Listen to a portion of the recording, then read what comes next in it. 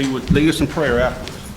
I pledge allegiance to the flag of the United States of America and to the republic for which it stands, one nation, under God, indivisible, with liberty and justice for all. Let's pray. Our Father in heaven, we are grateful for this day that you have given to each of us to live. Thank you for the way that you have blessed us and you have taken care of us. Thank you for your goodness to us. Lord, in advance of tomorrow, the holiday that we celebrate our veterans, I thank you, Lord, for our veterans. Thank you for the ones that made a sacrifice that our country might be what it is. Thank you for the sacrifice that they made to give us the freedom to live where we do and do what we do. I pray, Lord, now as we take up the business of the city, I pray, Lord, help us to make wise decisions. May we always honor you. For Christ's sake, I pray. Amen. Amen. Okay, first thing we're going to do is have roll call. Town of Vidalia Board of Aldermen roll call for a regular meeting of the Mayor and Board of Aldermen dated November 10th, 2020. Alderman Betts. Present. Alderwoman Denby. Present. Alderman Gardner. Here. Alderman Probst. Here. Alderman Smith. Here. Mayor, let the record show a quorum of the board is present and accounted for. Okay. All right, the first set of minutes we'll need to accept will be the town meeting we had on Thursday of October 8th. And I need if there are any questions on it. If not, I need a motion to accept those minutes. I make a motion to accept. Motion made by Alderman Betts. We're here a second. Second, go here. Oh, you said, you can ask, I can't hear. I can't hear. All right, second by Alderman Smith. All in favor say aye. Aye. Okay. Next set that we're going to approve is the regular meeting on Tuesday, October 13th. If there are any questions, I'll entertain a motion. I make the motion. Motion made by Alderman, Ms. Denby, okay. Motion by Ms. Denby, do I hear a second? I'll second. Okay, Alderman Smith second. All in favor say aye. Aye. Okay. Next set is our special meeting we had on Wednesday, October 28th. Any questions on that? I hear a motion on that. I'll make a motion to accept. Motion made by Alderman Best. Do I hear a second? Second. Second by Alderman Denby. All in favor say aye. Aye. Okay. All right. Next thing we have is public comments on the current agenda items, and so this is not something we have to open, but it is a public comment. If you have a question about something on our agenda, this will be the time where you as the public can ask a question on anything on our agenda. And so, are there any questions? I'm going to recognize Mr. Hoggett first. Well, I don't have a question. I've just just like to ask the board to help me a little bit. I've got several businesses in town, and I want police protection, and I want the police to go by my businesses. And I had a couple of stands stole last week, and it seems like it's getting a little worse to me. I don't know that that's a fact. Okay. But every time that I come to a meeting, it seems like I hear a police chief sit and beg for people, and it's just an ongoing problem. It seems like y'all give this guy some help. Okay. And y'all let him hire some people. He's got some money. Let him spend that money and let us get some people out on the street and protect our businesses and protect our city. And that's all I'm asking, is just to think about it. And if he needs some help and y'all can help him, I'll give him a hand. Okay. All right. Anybody else? Mr. Freeland? Are we allowed to comment on the items as they come up? Well, really, most protocols in most towns, they have the public comment section, because usually when we get into the deliberation of it, it's really supposed to be between the board, unless we need, somebody in the audience for more information, whether you have a consultant there, and that's why we do it that way, because if you get into a debate amongst everybody, usually in these things, they get kind of crazy. So we like to have the debate, and then the deliberation be between the council and as we make decisions. Now, we could, of course, could recognize somebody if they had information that was relevant to the what we're talking about. We would certainly want to hear that, but. In that case, I'd just like to make a comment, because I like each of you all. I've known, I've met all of y'all along, and I've seen some of the issues that have come up with the police department in the past, and I just think that those types of issues, if somebody's going to vote against the person, let the chief of police know ahead of time and the reasons why. Because I think if you stand united between the people that are going to be working for you, it gives them the confidence that you have, that you're all behind them. And if you got a real reason to oppose someone, you know, it ought to be made known ahead of time. Don't embarrass anybody in a public meeting. I mean, I've had people that I had appointed when I was parish president, and I made sure I talked to all of those councilmen ahead of time. If they had any big problem, then I knew not to even bring it up. But, and I talked to Tommy and Robert, all of y'all, like all of you. And it's just to show some unity when it comes to those appointments. Okay, but my point, can I make a comment? My appointment is to defend the people, to do what's right. Certain things are not brought to the public because I'd rather not bring them to the public. Yes, I have concerns with the police department. Yes, I do, over certain things that are taking place. So, do I vote knowing that there's going to be 3 votes, he's going to get his officers, as I told him? Yes. I said, you'll get your 3 votes because you got 3 people that are going to vote for you. You may get 4. I'm just one vote. I'm just one vote that says I'm not agreeing with everything you're doing. It may be not hiring people. It may be a lot of other things that are involved with the police department. I won't even mention anything. I won't even mention anything. But that's my statement. Well, we'll address those when we get into our part of deliberation. This is our public comment. Does anybody else have a comment they'd like to make? Yes, ma'am. I see on the agenda that y'all are going to be talking about the playground, giving an update on the playground, and of course that was something that was very near and dear to my heart. And when y'all get to that point, I believe that there has been some discussion, I don't know, I just believe that there's been some discussion about going into a cooperative endeavor with perhaps one of the schools or perhaps the rec board and putting that playground equipment there. I would urge each of you to really consider either adding into the cooperative endeavor wording, that wherever it be placed, that it not be behind lock and key, so that people can access it after hours and on the weekends if they want to have a family reunion or a birthday party, or even just on a beautiful Saturday go and play with their families.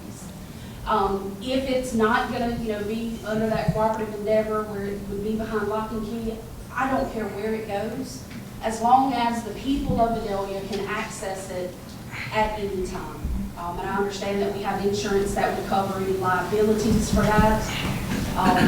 That's just something that once we get to that, and I don't know what's up for discussion, I really don't, but that was something that I just kind of wanted to lay out there, is that when y'all get to that point, make sure to consider that it needs to be available when people are available. And if the schools close at 3, but families don't get off until 5, they can't play.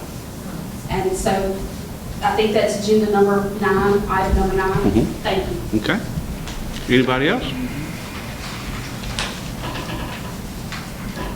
And I certainly agree with that, by the way. Thank you. Okay, nobody else? I guess we'll move on into our agenda items. Number 1 is our presentation of our financial statements for September 2020. Ms. Deborah Moak, our CPA. Tonight's meeting includes Tonight's financial statements include the balance sheet as of September the 30th, 2020, the statement of revenues, expenditures, and changes in fund balances for the 3 months ending September the 30th, and a summary budget to actual comparison by fund, and a detailed budget to actual comparison by department. In summary, the town has combined cash in the bank of $7.7 million, including $6 million in the hydro and $744,000 in the sales tax fund. We have investments of $3.9 million in the total investments of $3.9 million, with $2.4 million in the hydro reserve fund and $1.5 million in the general fund. We have total assets of $35.2 million, total liabilities of $6.8 million, for a fund balance of $28.4 million.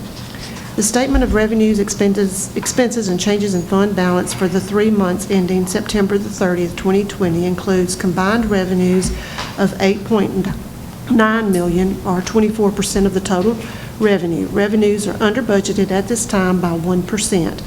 Total expenditures amount to $10.7 million, or 30% of the total expenditures. Expenditures are over budget by 5%, primarily due to the timing of the expenses.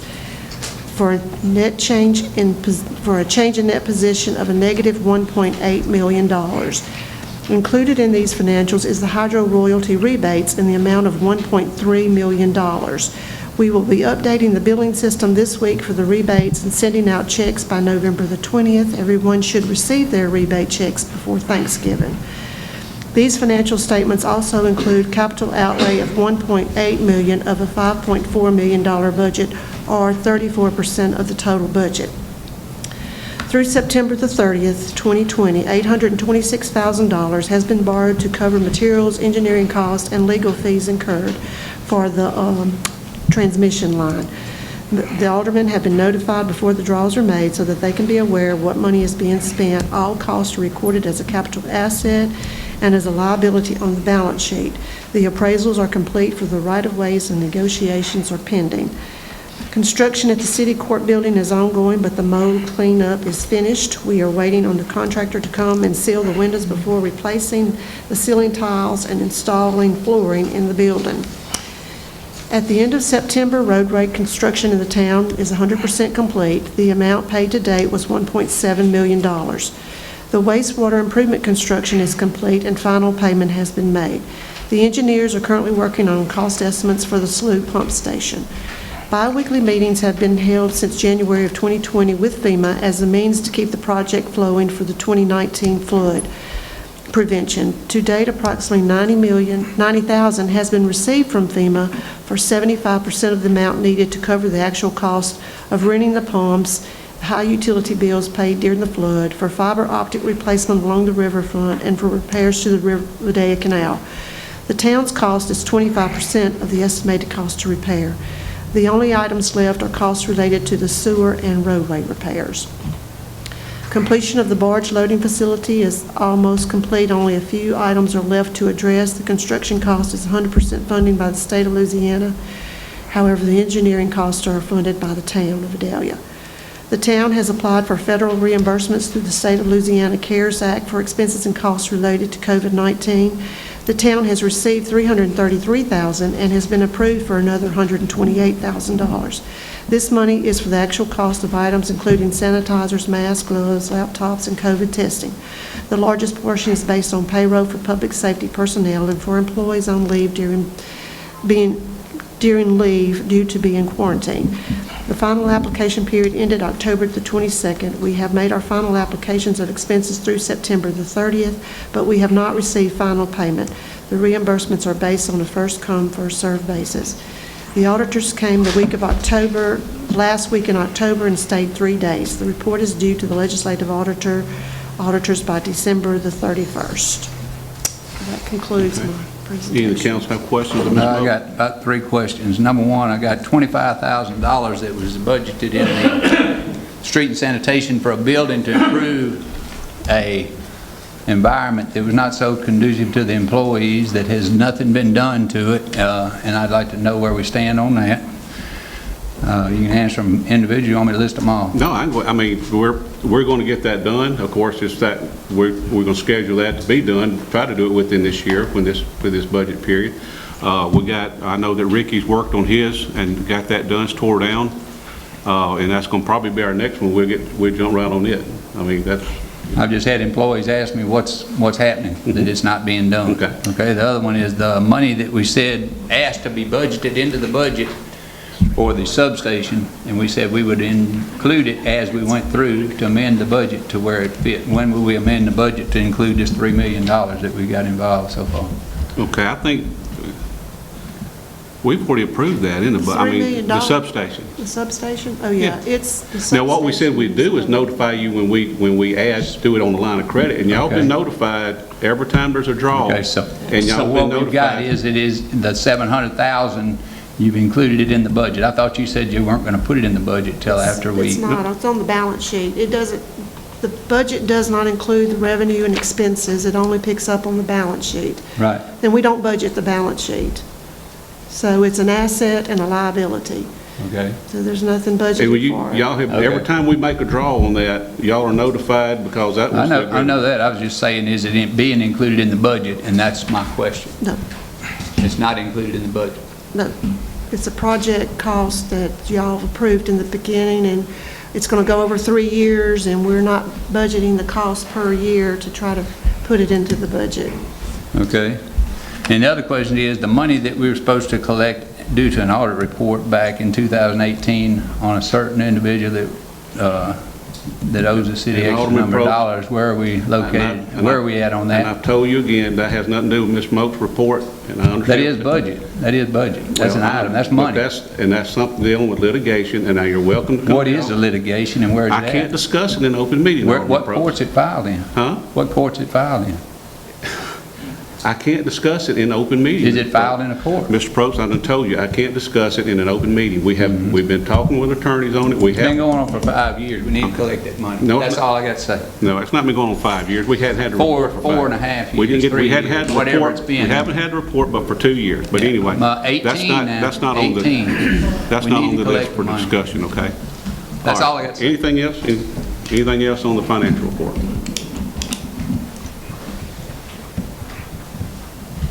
No questions? Okay, next on our agenda is the occupational license applications. Number 1 is we have, I hope I can say this right, La Parrilla Fresh Mexican Grill. Are they here tonight? Okay, can you tell us that you're going to be in the old Agave building, right? Okay, all right. And anybody have any questions or heard from council? I make the motion to approve. Motion made to approve the Second. application. Do I hear a second? Second. Oh, but also, we have the signed application included in that. We're going to change up on how we do this. If y'all see their sign, if we're going to make the application, it is to accept not only the occupational license, but also her sign. Absolutely. Okay? Is that motion can include that? Yes. Second by both. Okay. Motion made by Alderman Gardner. Here a second? Second. Second by Alderman Probst. All in favor, say aye. Aye. Okay. Next, we have Miss Thomasina Bailey Hill, and the trade name of the business is Tomcats, and it's going to be at 1642 Carter Street. That's the Myers Electric. Is she here tonight? I am. Okay.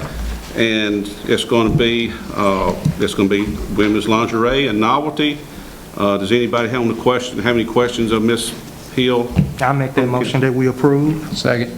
Motion made by Alderman Garner to approve, second by Alderman Probst. All in favor, say aye. Aye. Okay, that didn't have a sign, did it? No.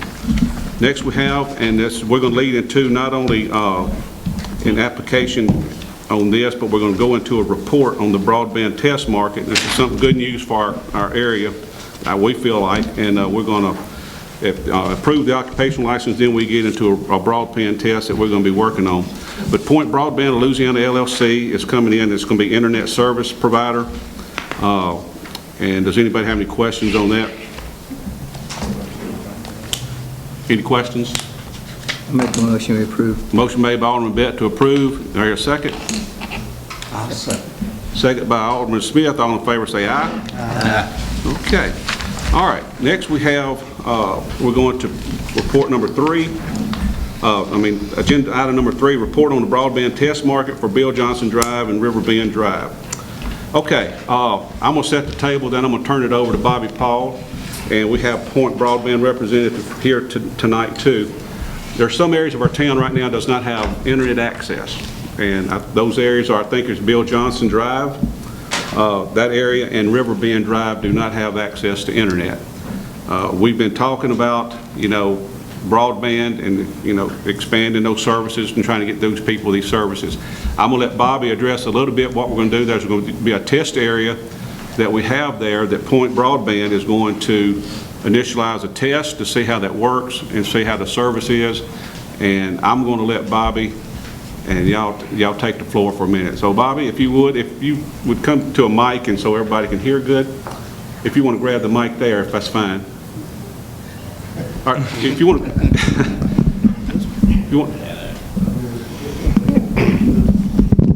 Okay, as we've built some of our backbone for our fiber optic system, we're now trying to start using some of it on our distribution side.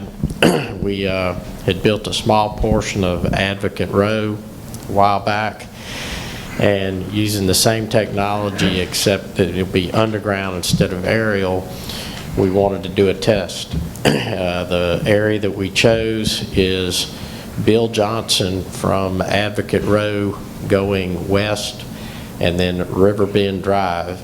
And the reason we chose them is because they have no internet service at all there at this time. They can't get Cable One, they cannot get Bell South. So it's a good place for us to do the build, and it's a good, it will work. It's just going to see exactly what it's going to take to make it work the way we want it to, and to provide the service that we want. And at the same time, we'll be getting service to people that have no other way to get it right now. Another thing that we're going to try to, if we have enough money to do this going along, go ahead and start with the automated meter reading. We'll put a collection point, and then you put small radios in each of the meters in that area, and start doing some experimentation with the automated meter reading. That'll allow us to collect meter reading information without having to have anybody go out there and read the meter. okay. Would you like to elaborate and introduce yourself to everybody and just a little bit, put you on the spot? Oh, yes. Here, why don't you go there, give me that one. Yeah, y'all might want to talk. Thanks for having me, Mayor. Okay. My name's Jeff Couch. I'm with Point Broadband. We are a privately held, professionally managed, operating and investment company. We're located out of West Point, Georgia. For those of you who don't know, it's about an hour south of the Atlanta airport, just outside of Auburn. We have a long history in the communication business, being founded in 1896, just to clarify that, when our principal, Cam Lanier's grandfather, went from West Point to the Atlanta Expo, which is now called the World's Fair, bought 36 telephones directly from Alexander Graham Bell, brought them back to West Point and started a local phone exchange. So we've been in that business that long. I don't think credibility should be an issue. It's our goal here to take the city of Vidalia and kind of make a point out of this, that small communities who don't have good, fast, affordable, reliable broadband, if they work together in a private partnership, it can be done.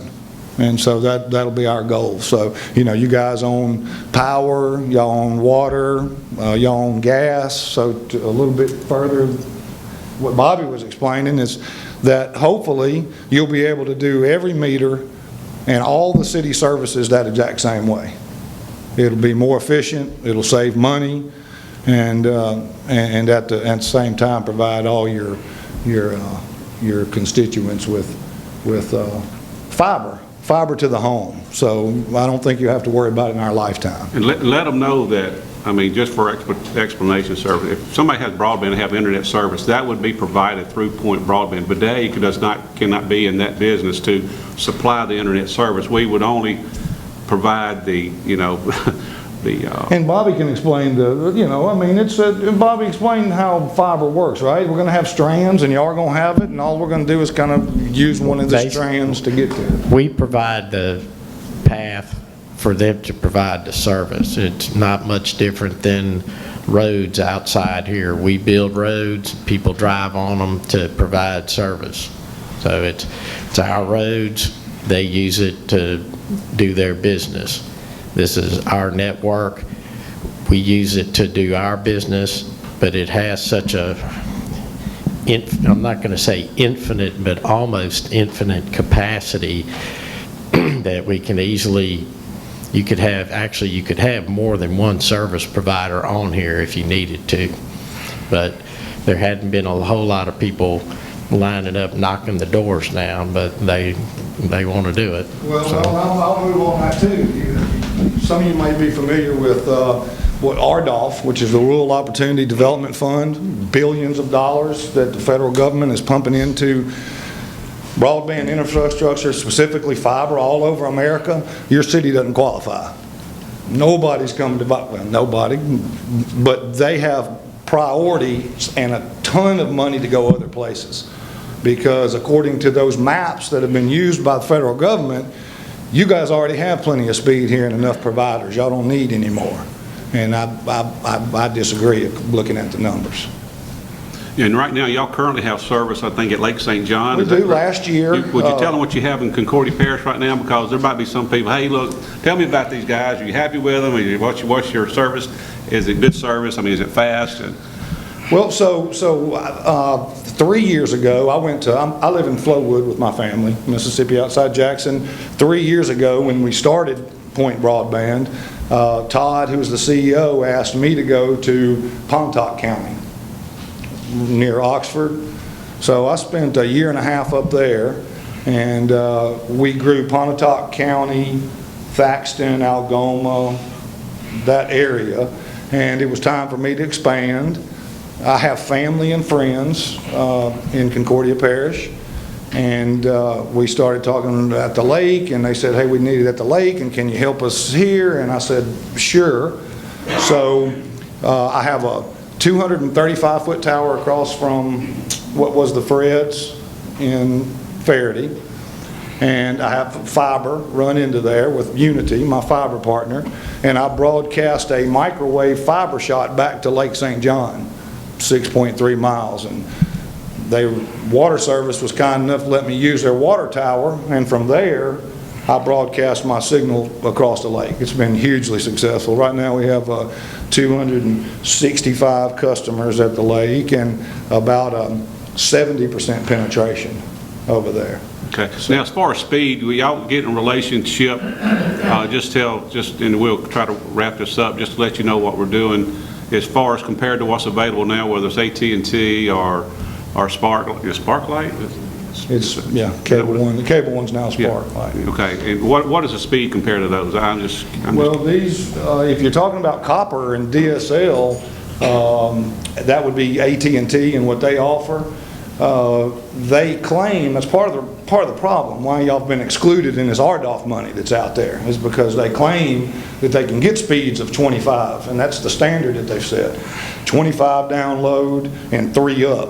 It's the standard that the government set to qualify as broadband.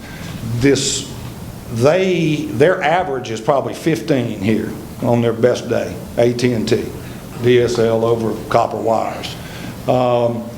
Spark has upgraded some of their plant, but it's very old Cable One plant. I think their speeds are probably up. They claim up to 100. I think they might be able to get 60 download. I think in the case of fiber, depending on how you wanted to promote it to your citizens, you're talking about gigabit, a gig service, which you'll never need. So, you can promote a gigabyte. If we wanted to turn it into a gigabyte city, we could. We could do 60 minutes. The design and the equipment going in place is capable of doing gigabit. Okay. So Okay, would there be a cost to the city? What would the city cost be if any kind of expenses are attached to this?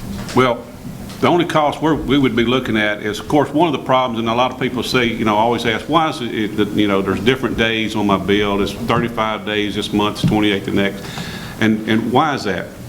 Well, honestly, it's because a lot of citizens have dogs. You can't do a read, and with the billing system that we've got now, when they go through and read these meters and they can't get into a gate and it's locked or whatever, for whatever reason, they can't get in there, they can't go back and they have to reread those meters. And they have to go back and get in contact with the individual landowners and set up a time to go back. And so keeping all that, they get delayed and get behind sometimes depending on how quick they can schedule to get all the reads done rather than trying to do the estimations. When you just absolutely cannot get a reading you have to run those bills. And what you do is that's when you say, well, they just guessed at my bill. Yeah, we did, because we couldn't get to your water meter or your gas meter, or some because it was locked up and your dog was out, and I wasn't going in there because I didn't want to get eat up. So that's some of the deals that this would eliminate those problems, and we're working toward getting that done all over town, and just have all of our meters, electricity, water, and gas, where they can be automatically read. And it also would be able, you could get you could keep up real time too with what you're usage on all your different equipment. So that's just something that's on the ground floor works. We're going to do a test site.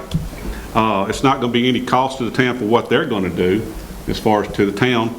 And we're going to be honest, we're going to monitor those customers and see what kind of service they had. Of course, a lot of our children are now at home from school, having to do a lot of their work from home. And we want them to have the best access to the fastest internet they can get. And so that's, I'm excited about it. And Bobby was on board with it, and I trust him. He's very, very knowledgeable. He's built most of the fiber all the way around the town himself. He's done a lot of that himself, and I really think he's done a good job with that. Again, tonight, this is just informational to let you know what's going on, because Bobby's working within the framework of his budget, so it's not any extra expenditures that requires any kind of action. But this is just to let those people know what's going on, and that we will be building this test market pretty soon and getting information out. So this is just something to notify the people that we are working on and getting real close. Okay? Will this company be leasing the broadband that we've installed? Will they be paying to use the lines that we put in? There'll be a user fee. It'll be a user fee per subscriber. So they're not going to hook every single person up in this town. So you can't charge them for using everything in the town. You would charge them a user fee for each subscriber that they connect. Right, and that user fee goes to the town? Yes. Okay. Thank you. Okay. And is there a cooperative member agreement between the town and Point? Is it available? Again, this is just all in a discussion. To that point, we would get to some point where we'd have to enter to an agreement with them. Provided I get a occupational license approved, and that'll be our next thing. There you go. Get that, I know sometimes you don't get what you want. So did I get my approval already? I already got my approval. We'll have that tomorrow, man. I'll get that right there. Okay. Any questions from the council? Okay. Thank you very much. Appreciate that. All right. Next thing we have is the report on the status of utility rebate checks. Where we're at right now, we're waiting on the final report. And what the report, we've already had the report of what each individual citizen's going to get on the report. A lot of people have called, and we've given them what their rebate will be. We have no problem doing that. The report we're waiting on, we have to get an updated list of any customers that might be behind on their bill. Their bill would be credited, and any kind of balance would be, they'd get to check in the balance. So that's the report we're waiting on. We're supposed to get that report, I think. Deborah, is that, you said Friday or Monday? So what we'll do, we'll get that report back. We'll go ahead from that report, we'll print the checks, and once those checks are printed, I promise, as soon as they lay them on my desk, I'll sign them and we'll stuff them. And if you'll follow our town Facebook page, I will let you know when they'll be mailed out so you can watch your mailbox. Okay? Any questions from council on that? Okay. All right, next thing we have is Mr. Freelow had come in, and I think he had talked with me talking about the upcoming census results and potential reapportionment. He had some good points I thought would be just to start a discussion on this. The census results, as you know, what's been come out so far is the people that's actually mailed their stuff in. But with COVID, the numbers are down. They haven't been, the governor has not been able to send out the teams to all the residences that did not fill out their reports or their census information. And those teams, I don't know when they're going to go out. I haven't seen an update on that, when the governor's office will send those people around door to door to see who has not filled out their census reports. I think right now that's been turned in is 3,800 or 3,900, but that hasn't had the door-to-door governor's teams go through and check those people who haven't been counted. So that's where we're on that. But Mr. Freelow, this is, we're going to let him talk because he wanted to just bring up, and I think he has some good points with dealing with, each time you have a census, people look at, reapportionment of your town, and that's what we're just doing, just getting ahead of the curve. But Mr. Freelo, you want to Yeah, I just wanted to, first of all, hand him a mic right there if you would, so they can hear him. first of all, I want to echo John's thanks to all the veterans, and happy Veterans Day to anyone who's in here. I've got a lot of family that's been in the military, and it's a wonderful thing. Second, I want to appreciate all of you aldermen who have talked to me about this issue. I didn't want to bring it up, just without speaking with each one of you first, and I want to thank you for your time that you gave me individually. But this is something that I've been thinking about for quite a while. When I was working for the police jury, I decided, for political reasons, I didn't want to stir up anything, but I knew the 2020 census was coming up, and I think this is an opportune time to reapportion the Board of Aldermen within Vidalia into single-member districts. The current system that we have with District 1 and District 2 being represented by one person it's unfair, it's inequitable, and I really think it violates the 14th Amendment of the Constitution, one man, one vote, or in this politically correct atmosphere, one person, one vote. I feel disenfranchised when I can only vote for one alderman, where some of my friends who live on Robert Gray or on Peach Street or down on Lee Street, whatever, Simonton, they get to vote for 3 people. It's just not right. And I think we have an excellent opportunity. And if you go ahead and do it, first of all, it has no effect on any of you right now. It wouldn't take effect until 2014 during the next elections. And I just think it's an easy process. All you have to do is... You said 2014, what? I mean, 20, what'd I say? 2024. Okay. I don't want to go backwards. Right, no, we can't. But anyway, the reapportionment process is a simple process. You get the census maps from the Census Bureau. You take it, it's divided into tracts and blocks. You simply take the districts you have now and see how they come up to that magic number. If the census comes out to exactly 4,000, you divide each district into 800 people.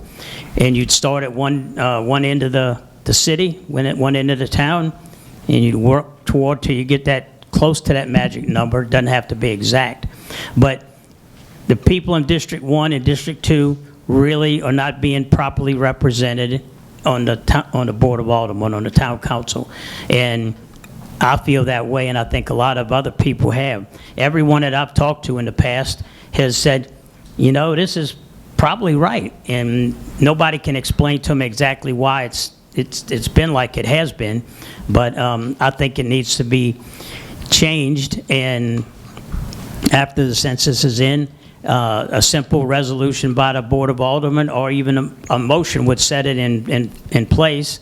I don't know who you've had if you do it with a consultant or you do it with in-house personnel, but however you do it, it's not a long and lengthy process. It's just a matter of adopting an ordinance with the new district boundaries, new district lines and descriptions, and that's it. Okay. I would like to comment on that. I think the ordinance was 613, was done in 2004 when the last reapportionment was done after that census. And I think Alderman Betts, you was on that council at that time. If I'm not mistaken, I think the Department of Justice maybe has to get involved in this. Not anymore. See, there was a lawsuit filed years and years ago that required about 11 states, I think it was, that had to have the state legislatures as well as all of the local governments, parishes, counties, towns, to have their reapportionment plans sent to the Justice Department. But there was a court decision back in 2013, I think it was. I think it was Shelby County in Mississippi. And at that point in time, the courts ruled that this procedure had been in place long enough, and we no longer have to have our reapportionment plans approved by the Justice Department. Okay. All right, again, we have this on there just to start the dialogue for people who has any comments or things that, just to start the conversation in the town. Of course, no action tonight. Right. But just to start the conversation, and I think it's something that we will certainly, I think, look into. I think it deserves merit to look into. And what do a lot of other communities do? And I think we certainly want fair representation all throughout our town. I certainly agree with that. So anyway, we appreciate the presentation. Yeah, and I appreciate all of your time, and like I said, your personal time on the phone and in person, Ms. Denby and Brent and Robert. I appreciate it. Okay, you're welcome. Thank you. Okay, next thing we have on our agenda is board discussion vote on approval of Louisiana compliance questionnaire for audit engagements of government agencies. And Deborah, if you want to tell them, this is just a questionnaire we have to do each year. What? Mayor, I think we missed number 6. Did I miss one? I'm sorry. Number 6. I'm sorry. I missed that one. Let's back up. Agenda item number 6 is board discussion and vote on approval of replacement hire for Vidalia Police Department, Mr. Joshua Fitt, full-time patrol officer. Does any council have any questions of the chief? If there's no question, I hear a motion, we accept the and approve the hire. I'll make the motion. Motion made by Alderman Betts. Do I hear a second? I'll second. Second by Alderman Smith. I guess we'll do roll call on the vote. Motion before the board, offered by Alderman Betts, seconded by Alderman Smith, is to approve the replacement hire of Vidalia Police Department, Joshua G. Fitt, full-time patrol officer. Alderman Betts? 4. Alderwoman Denby? Yes. Alderman Gardner? No. Alderman Probst? No. Alderman Smith? Yes. Mayor, let the record show the votes as follows. Yeas are 3, nays are 2. The motion passes. Okay, thank you very much.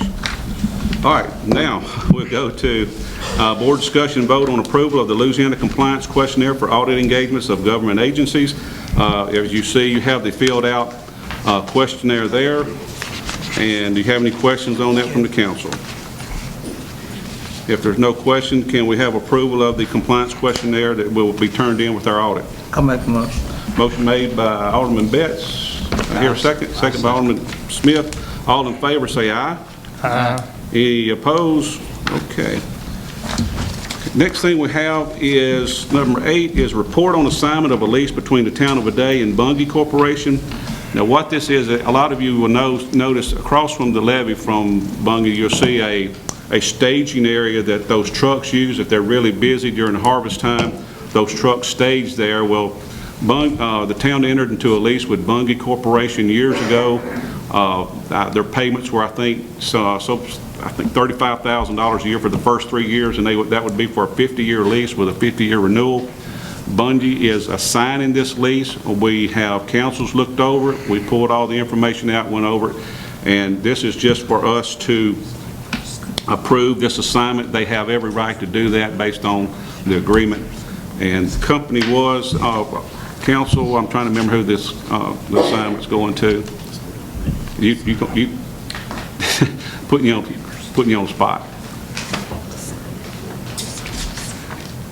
Now, if y'all don't care about it, we'll just keep on going and have a vote. But I was gonna get a name for you anyway. Yeah, get a name.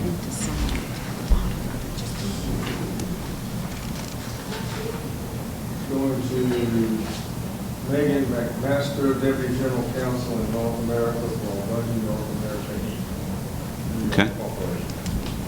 Okay. There's your name associated with it. Any questions from the council? Okay, do I hear a motion we accept the assignment?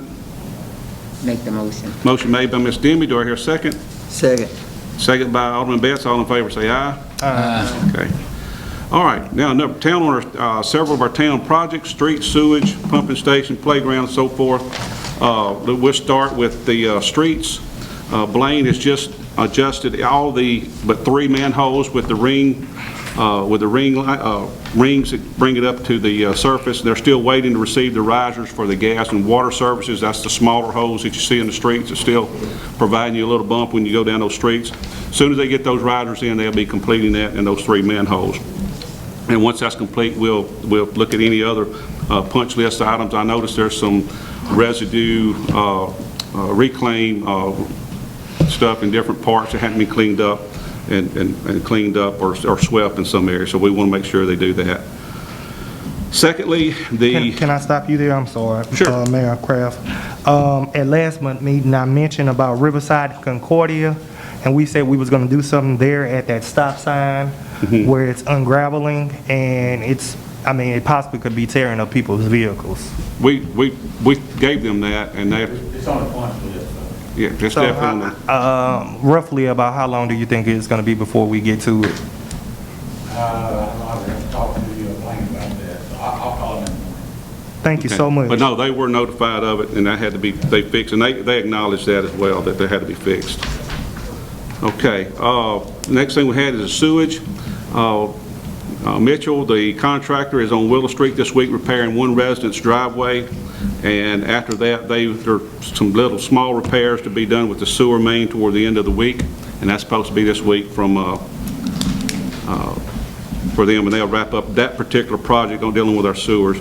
Now, we have some other issues that we have identified, and we certainly want to, we're going to address those sooner than later because we have some more sewer mains that are compromised right now, especially over on Palm Street, and Ricky will have some others that we have some issues with as well. That we were walking over behind Oak Street and Stampley between those, that right-of-way through there. We're having some culvert and storm drainage issues, and one of those has sewer running in it, one of those storm drains. So we've got to identify some things, and we're working on those. So, and I do want to let the council know, just for transparency purposes, it didn't affect the budget. In the budget, y'all had approved a pumping truck to do some work. However, with what's going on with our sewer system, they wanted to use that money to purchase a camera that we could do our own investigation on all of our sewer lines and drains and storm drains, and has a 1,000-foot lead cable on it that this machine will do. And it cost $65,000, and I think they had just about that in their budget for a pumping truck.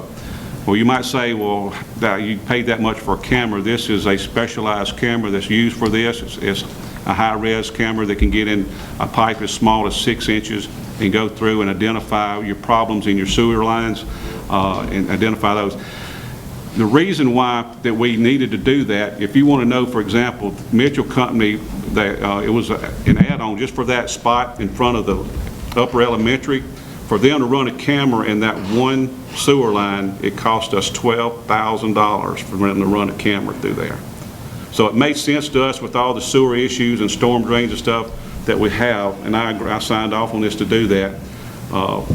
Everybody in that department recommended we need this bad, and that way we'll save the town a lot of money and address our sewer line issues and also our storm drains. So that's just for information. It didn't affect our budget, but it did. They did get something different that was a more pressing need for them at the time. So any questions from the council on that, or if they want to ask Ricky about the camera, but that was a rationale behind getting that. And so now the next thing we have is the pumping station.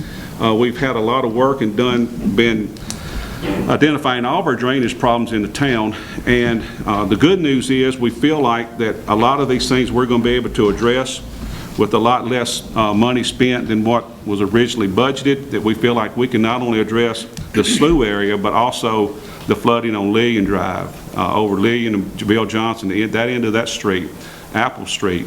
A lot of the things we've addressed and looking at. It's going to be some more work to do, but a pumping station, the preliminary work that we've looked at to pump over the levee, by the time you do permitting and all, they said was going to be several $1 million, not $1.2 million. However, by looking at it and looking at hydraulical studies of how the mean sea level that the town has, they feel like that we can pump that water into our ditches and build some type of small berm levee over close to the slough area and pump that water out and bring it and do a low-rise pump that would be a lot less costly. It would and that approximate project would be around $150,000 to fix that. So that's preliminary cost. Don't hold that to me, but some of the engineers, that was estimated. They're going to address, there's 2 or 3 places where we have culverts that are not adequate enough to carry the volume of water from the slough area. So one of those are right there at the end of Oak Street. You know, it's by the old big ballpark there. There's two culverts there that are basically oil field tanks that had the ends cut out and were set in there and been in there for years, but they're not adequate to get that water from District 2 through there. So they were looking at increasing those culverts and redoing that whole section, as well as the Concordia extension that goes through the field and the Clayton property there.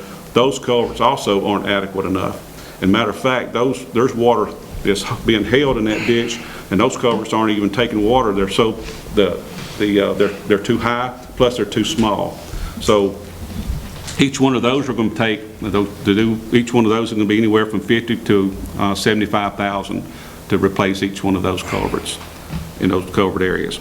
Of course, the next one that you hit is the state highway, Carter Street. Those are adequate to handle that.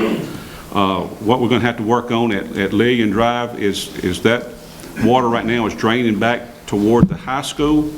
And y'all know when we get a good rain there, it floods, and it gets 2 or 3 feet deep there at Lillian Drive, and those people can't get into their houses. So we want to make sure we get this addressed as well. But we're going to have to get that water across Viking Street over to that ditch that's behind about Viking Street and what's that, Robert Gray? That ditch that runs back there, that's where they want to get that water to. It might involve a right-of-way through some customers' yards, have underwater storm drainage going between the yard. But that's one of the things that we feel like they can do to get that water going there, and that water would drain off much quicker, because right now the elevation's not there going toward the high school to get that water out of that street. So they've been working on that. It's been ongoing, and I just want to let you know, as far as I think we're going to be able to address a lot of problems with a lot less money than what we got budgeted. So we're excited about that, and that's where we are on that, and that's ongoing discussions and talks, and that's where we are. The next thing we have is... before we move to the next item, I also brought in an engineer, and I took him through the whole town, free of charge to me. And we looked at the area, we followed the slough area, we followed all the way through Vidalia, all the way down to the canal. And his recommendation to me would be that the pump would be necessary, but if I could come back to the board and ask for 2 pumps, one in District 2 and one potentially in District 3 as well, because he thought that one pump for District 2 may relieve District 2, but then District 3 may overflow. So that's what I got from the engineer that I brought in from New Orleans, Louisiana. Okay, I don't know anything about who he was or certifications or anything, but I mean, if he want to give you a written report for free, we'll compare it to what the town... I'll provide it to you. Okay. All right. Any questions on that? Anybody got? Okay. Next thing we got is playground. I think Ms. Dory had some good points about, let me tell you where we are on that. We are going to do this. People are saying, why isn't it built yet? Now, we got to understand, we just approved this back in May. And I have talked with the members of the rec board and members of the school board, not members, but one. We've talked about maybe going into a cooperative endeavor agreement and maybe carving out some property. This is, again, we're in the talking stage. The property across from the old ballparks in the field by the lower elementary, and maybe working out something, a land swap or purchase, and putting that in there in the town, building that, but the rec board be under the direction of them, not behind fence. It be lit, have pavilions for picnics, have areas for kids to have parties, and it can serve several purposes. Of course, it is in the heart, it's in District 2. I mean, that is considered District 2. It's accessible by a lot of District 3, and a lot of kids that can get there by bicycle from a lot of big area of the town. And also it would provide a very nice resource for kids at school, our younger kids up to those grades, if they are in the lower elementary, to have their activity time on those playgrounds. And again, they would be lit, and that's what I would like to see us do, to have something really, really nice, well lit, big parking lot, safe parking lot, not gravel or anything like that, but paved parking lot for, a good spot for our people to go and have parties and whatever. So picnic tables covered and nice playground. And it's going to take a lot of work and effort. And it might, I'm all for if it costs more than that, and I think it should or would. I would be on board, and I think the council would be on board to do whatever it takes to put something nice there. and be accessible. But that's basically some of the stuff that we've done as far as the playground goes. I purposely have involved the rec board. I'd like for the rec board to be the ones to own the ground. Us, if we build the structure, I'd like for them to have the responsibility of, kind of the maintenance of it or so forth, if we build it. Now again, they would have to approve all that, but, we would have, work together to put something very, very nice there for our whole community. And that's just a thought. We will be involving more people in this besides just me and those people with those respective. We'll get some at-large members through town to have some say in this that might have more expertise in playground equipment and experience in that. So we want to think this out well and do it right the first time. So that's where we're at on these projects. The only other thing we talked about the substation. You'll see the site works going on now out on our DA Big Lane Road. You'll see dirt work going on there, and you should start seeing it starting pretty quick on our existing substation here on Logan Sewell Road. So I think that completes my project. And now, nothing else on that. Can I hear a motion to adjourn? Mayor, would you please remind the new business owners about the Vidalia Beautification Committee Christmas decorating contest that starts? Okay. The new businesses, we do have the beautification has a competition with the Christmas coming up. I think y'all seeing a lot of some of the new stuff going up around town, or even up here at City Hall. I want to thank Mike Graves he built all this stuff that you're looking at. He did a good job on it. But anyway, you can compete, decorate your business. We encourage you to do that and participate in our Christmas this year. But you can get with the beautification committee and get all the rules and things of that nature to compete in that. So now, do I hear a motion adjourned? I make that motion. Motion made by Alderman Gardner. I hear a second. Second by Alderman Denby. All in favor say aye. Aye. We stand adjourned.